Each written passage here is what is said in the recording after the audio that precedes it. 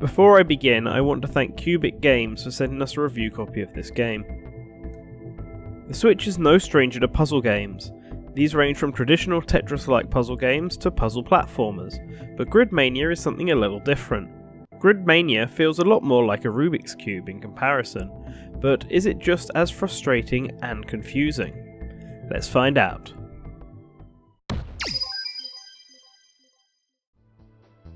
The Rubik's Cube comparison is very apt, as Grid Mania really does feel like one but with a twist. Players are presented with a grid of varying sizes and are tasked with placing the coloured balls onto their matching coloured tile. Do that with all the balls and the puzzle is complete. The Rubik's Cube comparison comes in the form of how you move the pieces. Rather than individually, players can only move the entire row or column, so if the player wants to move the red ball into place, they may end up moving the blue ball out of place, if it's in the same line, and working around that is the challenge.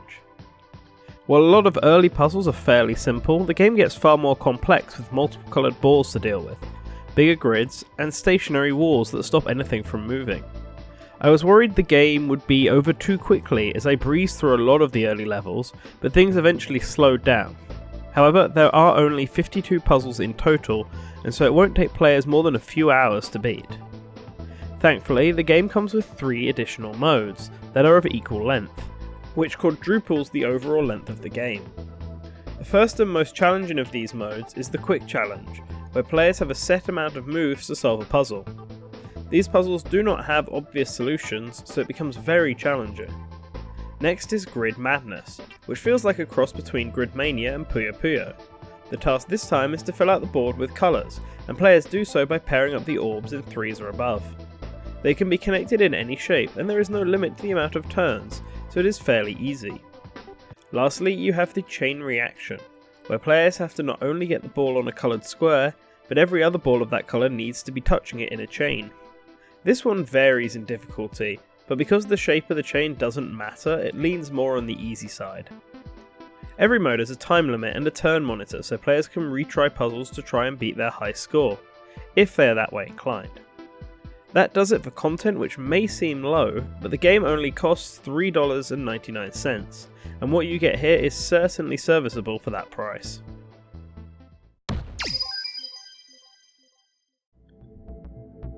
The game has a very futuristic look to it, however it does feel very generic. The marble look of the orbs is a style seen in so many games before it, and the visual style comes off as very cut and paste, like I have seen it in many games prior. That's the biggest sin of this game, it has no identity. It looks like a game that has existed before. That said, there are no glitches and everything looks cohesive, the music is limited but pretty decent. The presentation isn't bad, it's just average, which sums up this game quite nicely.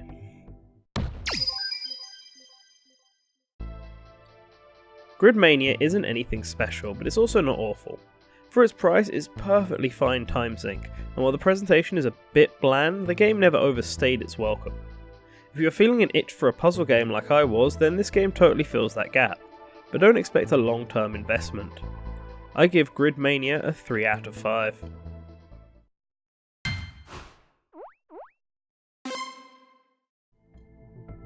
Before I go today, I would like to thank once again Qubic Games for sending us a review copy of this game.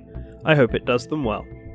As for everyone listening in, I hope you enjoyed this review. I hope it helped to give you an opinion if you're on the fence about it, or if you'd never heard of the game before.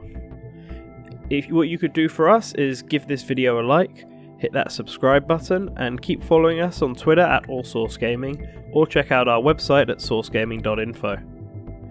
So that does it from me today, and always remember to return to the source.